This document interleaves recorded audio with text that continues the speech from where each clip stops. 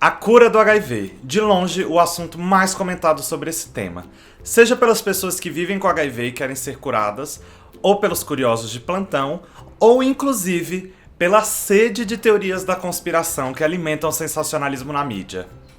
Depois de 3 anos de projeto, chegou finalmente o dia da gente falar sobre a cura.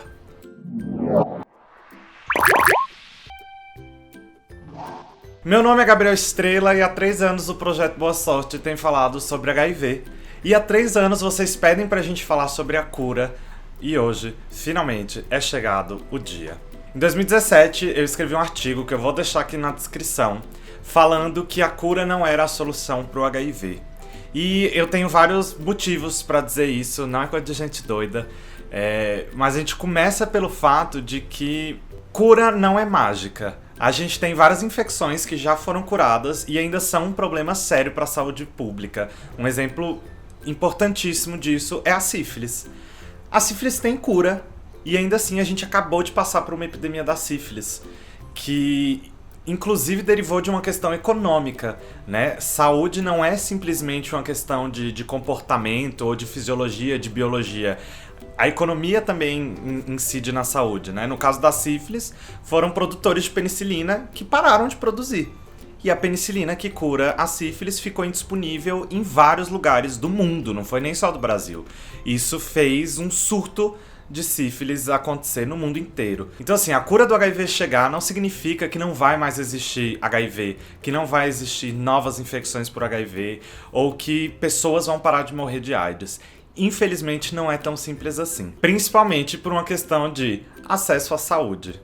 Descobrir como se elimina o vírus do corpo e curar o HIV não é a mesma coisa. Porque curar para um país como o Brasil, onde saúde é direito, significa tornar isso acessível. Então, além de todo o tempo que vai levar para se entender como fazer esse processo de eliminação do vírus do corpo, ainda existe um processo aí de entender como tornar isso economicamente viável. Como reproduzir isso em escala a um custo que seja possível para países muito afetados pela epidemia comprar, né? Então, se a gente pensa em países como a Índia, países na África subsaariana, como é que esses governos vão conseguir comprar esse medicamento e como é que as pessoas vão conseguir comprar esse medicamento, né? Até isso acontecer vai rolar um tempo aí. Porque a própria pesquisa em saúde, ela tem naturalmente um tempo pra acontecer. A gente tem muita polêmica, a gente teve polêmica com aquele medicamento do câncer. De, por que não libera, por que não libera? Por que a gente tem que saber que é seguro? Né? Não basta entender que funciona. Tem muita notícia o tempo todo de HIV sendo eliminado de uma placa de vidro, de HIV sendo eliminado de um rato no laboratório. Eu não sou uma placa de vidro, nós não somos ratos em laboratórios. Funcionar num bicho não significa que vai funcionar em gente. Principalmente se a gente pensar no tanto que a vida desses bichinhos é descartável pra essa galera que trabalha com isso o tempo todo. O tanto de rato que não deve entrar e sair desses laboratórios. Vidas humanas não são descartáveis assim. Se a pesquisa dá errado com o rato, ai, que pena, vamos enterrar bonitinho, chega o próximo rato. Se a pesquisa dá errado com o ser humano, a gente tem um problema muito grande, né? Dá um Google em bebês de talidomida pra entender do que eu tô falando. Foi um medicamento na década de 60 que hoje a gente sabe que um comprimido durante a gestação é suficiente para gerar bebês com membros encurtados, então com bracinhos, perninhas, dedos, eles se atrofiam. Um comprimido só. Então não dá pra gente ser leviano com esse processo de aprovar medicamento. Temos pressa? Temos urgência? Temos. Mas a gente também tem muito respeito e uma responsabilidade muito grande com a vida das pessoas que vão consumir esse medicamento. Além de todo esse processo, então, da pesquisa científica, de garantir que esse medicamento é eficaz, é seguro e entender como ele deve ser administrado, a gente tem a questão de como replicar isso. Já falei aqui sobre o paciente de Berlim, vou botar aqui para quem quiser relembrar. O cara foi curado, mas o processo pelo qual ele passou não é possível de ser replicado. Inclusive já tentaram e pessoas morreram por causa disso. Então eu não posso dizer que existe a cura só porque uma pessoa foi curada. Não são sinônimos essas duas questões. Uma pessoa que deixou de viver com HIV não significa a cura do HIV.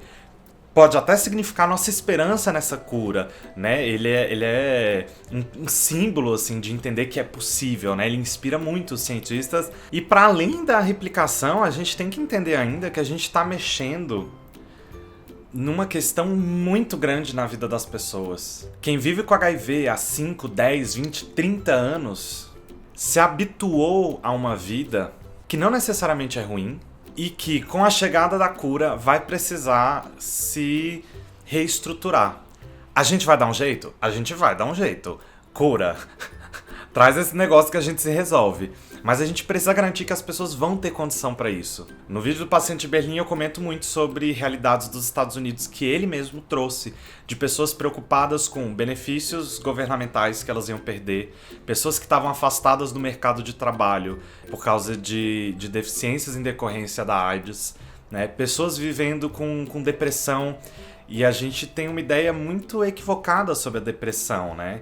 Depressão é uma doença, tá no cérebro, né? Tem ali uma questão de desequilíbrio hormonal. Curar o HIV, por mais que com certeza vai tirar um peso enorme das costas dessa pessoa, não significa curar a depressão dela.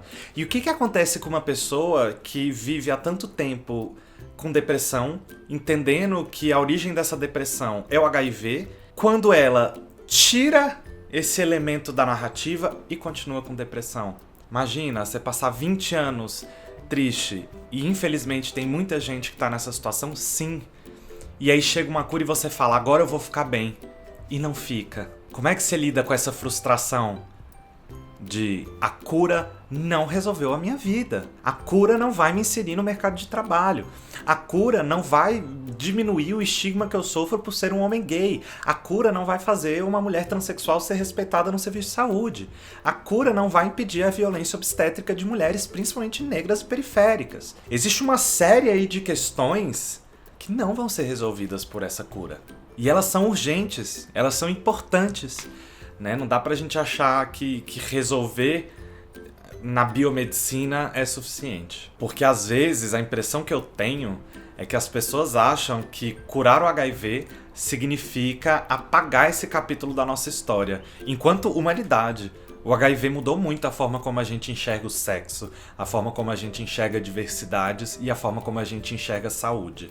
A gente não pode voltar atrás, né? A gente não pode apagar essa bagagem, apagar essas conquistas, essa luta, apagar a memória de tantas pessoas que se foram para hoje a gente estar vivendo aqui com medicamento, com direito à saúde, pelo menos aqui no Brasil, pelo menos nos lugares em que o acesso à saúde é possível. Curar o HIV não significa apagar esse capítulo da história da humanidade. E para não dizer que eu só reclamo, vou deixar aqui em cima uma parte 2 desse vídeo com umas propostas aí pra gente resolver. Se ele não tá aqui ainda, é porque eu não postei, mas eu vou postar na mesma semana, então volte mais tarde.